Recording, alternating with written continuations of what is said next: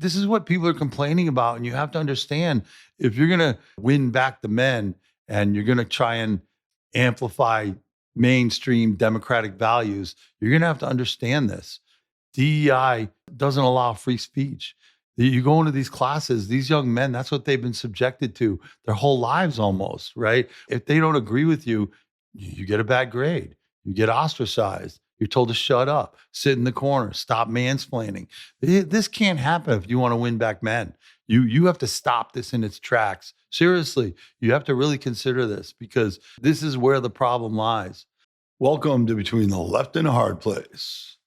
We are a center-left podcast. Today is going to be a short cast, and the topic is men in the Democratic Party, how we lost them, and how we get them back, if we can get them back. My take's not going to be the same as anybody else's. So stick around and let's go.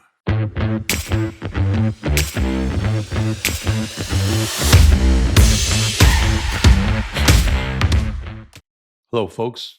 I'm Dean Charles. I'm your host. This is Between the Left and the Hard Place, and we are a center-left podcast. And today's topic is men in the Democratic Party.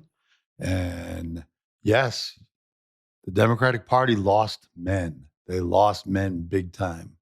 And getting them back isn't going to be finding the Joe Rogan on the left. I hate to tell you, but Joe Rogan was on the left, and you lost him. You're not getting it back without making some significant changes.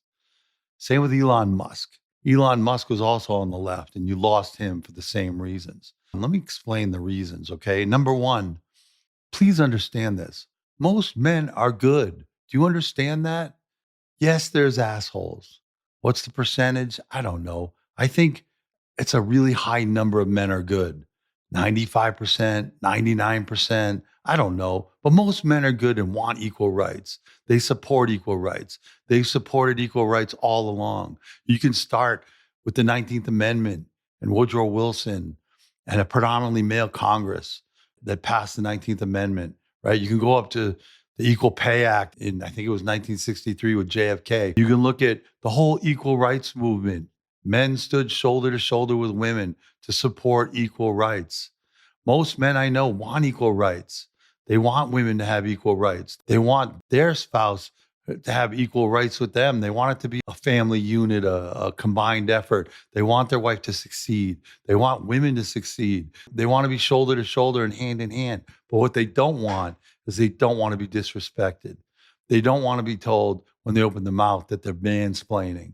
They don't want to be told to shut up and sit in the corner. No men want that, right? And you have to understand that if you're going to get men back, they have to be equal as well, because men are willing to treat women as equals. And if you don't do it, men are just going to vote Republican. They're going to go vote for the other side. They'll vote authoritarian. You know, if they're going to have to listen to the socialists, and listen, the socialists are the problem here. You have to understand, in the Democratic Party, the socialists are the problem. They consider themselves a feminist organization. Read it. You can open the Democratic Socialists of America, a political platform. Read it. It says right in there, we are a feminist organization. They also are anti-white colonialism organization. So they obviously hate straight white men the most, but they just don't appreciate men at all. I mean, black men and men of other minorities come maybe not quite as bad as straight white men, but straight men in general are considered beneath them in the DSA. Right? So you have to understand that. The LGBT community, the gay men, get a pass because I guess they're considered oppressed. They consider them oppressed, so they get a pass. But, you know, this is what you're fighting. You're fighting DEI, the whole DEI movement, which is, you know, more or less a socialist movement. I mean, you have to understand that. The socialists don't belong in the Democratic Party. You're never going to win if the Democrats and the socialists are in the same party. Never. I have no problem with socialists having their own party. They don't belong in the Democratic Party. And until you understand that, you're never, ever going to win. Let me explain how, especially the young men feel, okay? Coming from the young men who've been in school, and maybe they're in college now, but they've gone through high school and middle school and even elementary school, where they've had teachers who, if you don't toe the company line, you don't get a good grade. You're not allowed free speech. You're not allowed to write about your opinion, especially in English and the humanities and some social studies where they rewrite history.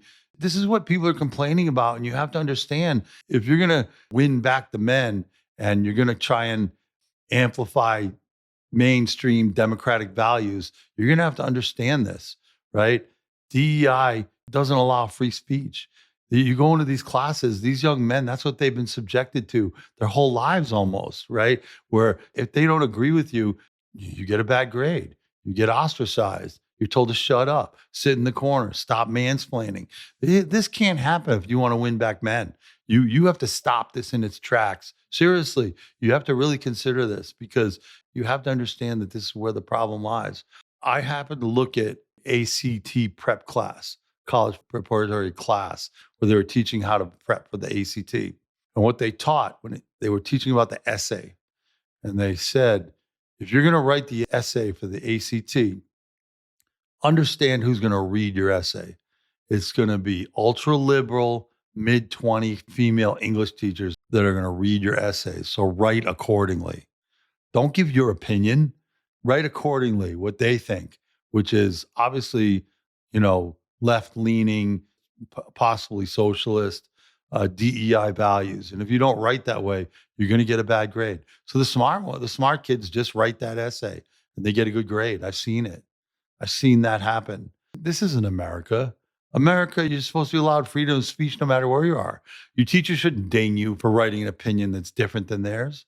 And that's what's happening. You have to understand, you can't just put men down. What do you think those kids are going to vote? You think they're going to vote Democrat?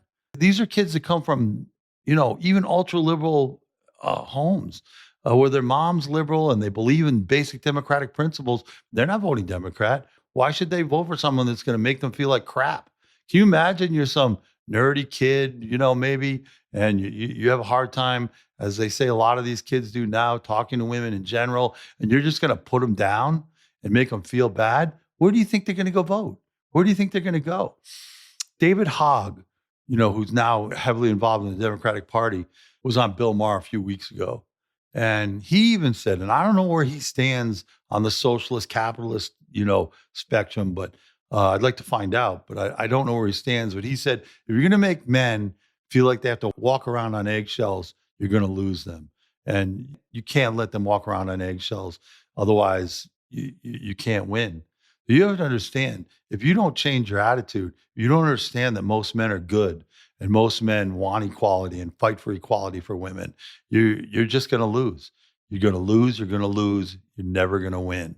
I hope you can think about some of the topics I've discussed. Maybe we'll talk about it more in future episodes. This is the premise of where the Democrats have gone wrong. And you need to think about it and need to consider it. You're not getting a Joe Rogan on the left. That's not going to happen, not without significant changes.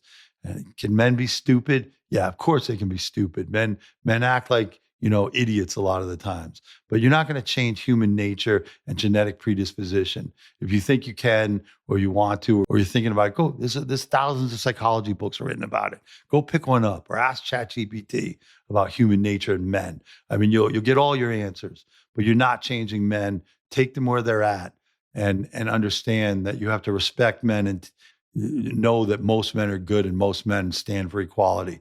They just want to fight for the issues that are going to help everyday Americans. And that's the bottom line. If you can't understand that, they're going to take the fight to the Republicans. They'll vote authoritarian every day of the week and twice on Sunday, as opposed to what you subjected them to already. So please understand that. Thank you and goodbye. Hopefully we'll see you soon.